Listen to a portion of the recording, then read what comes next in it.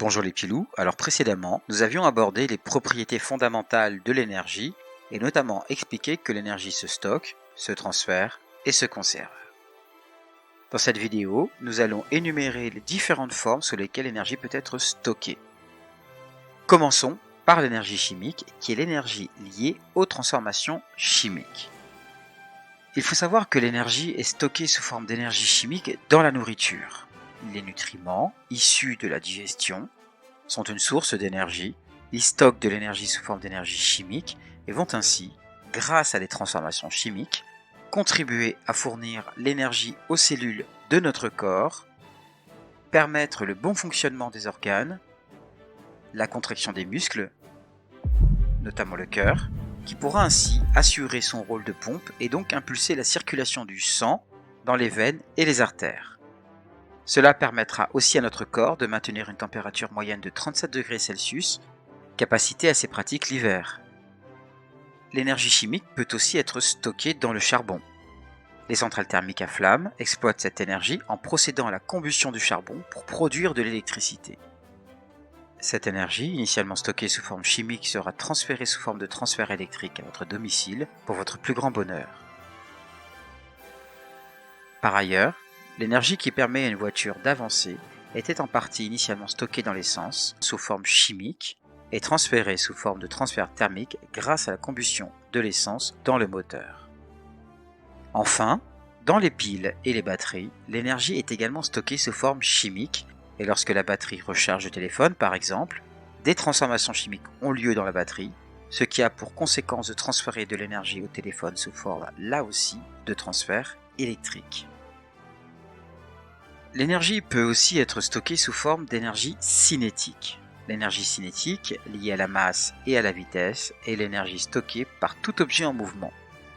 Ainsi, une voiture qui roule, un piéton qui marche ou un cycliste sur son vélo vont stocker de l'énergie sous forme cinétique qui, je vous le rappelle, était initialement stockée sous forme chimique dans l'essence en ce qui concerne la voiture et dans la nourriture en ce qui concerne le piéton ou le cycliste.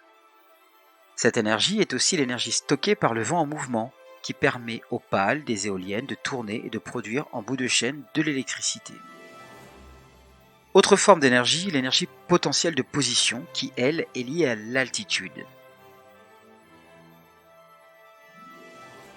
Si par exemple, vous voulez sauter dans l'eau, vous n'allez pas le faire depuis une altitude de 50 cm.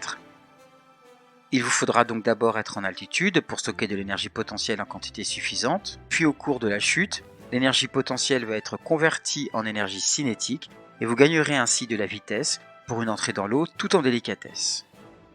Il en est de même pour les sports d'hiver où avoir stocké de l'énergie potentielle en quantité suffisante est indispensable si l'on veut, au cours de la descente et de la conversion d'énergie potentielle en énergie cinétique, atteindre une vitesse procurant un minimum de sensation.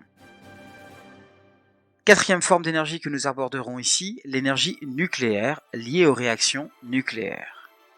L'énergie nucléaire est l'énergie stockée dans le noyau des atomes, nucleus signifiant noyau en latin. C'est cette énergie qui est exploitée dans les centrales nucléaires pour produire en bout de chaîne de l'électricité. C'est aussi sous cette forme que l'énergie est initialement stockée dans le Soleil avant que celui-ci ne nous le transfère par rayonnement. Enfin, il y a l'énergie thermique, liée à la température et stockée dans un objet.